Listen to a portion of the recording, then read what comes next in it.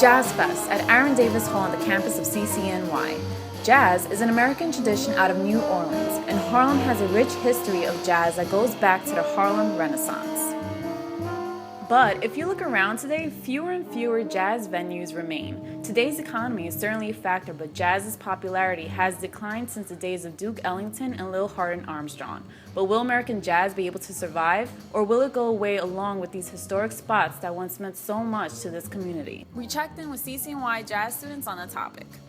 I think people don't appreciate jazz as much as like 10 years before or so. Maybe I think people nowadays more likely like to listen to a simple music, rather than the music they can appreciate with little more studies.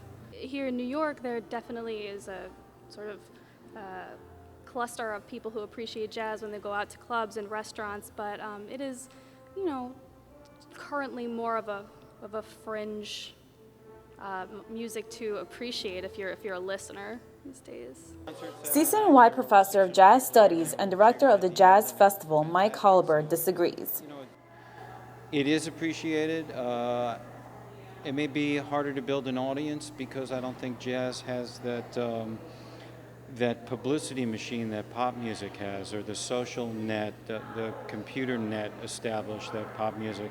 It doesn't have the record companies or money makers behind it that seem to really generate the energy that sells some other kinds of music. It seems like that's what it takes now.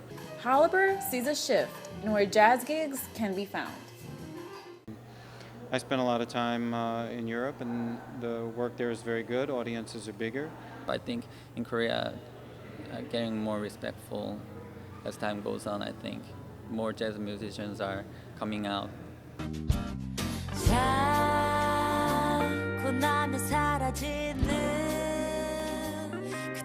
South Korean pop singer Lee Hyori rewrites the rules on how jazz music can sound. She incorporates jazz with hip-hop, defining a new trend. Her recent single, Miss Korea, has gone straight to #1 in Korean pop charts, transcending the sound of jazz.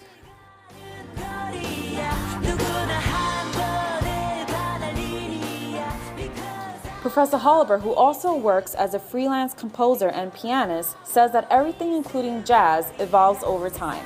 And he is optimistic about the future of jazz in America. Well, I played a concert Saturday night, and there were over 600 people there, and they were all cheering at the end, and it was fantastic. He encourages his students to have patience and dedication with their dreams as jazz musicians.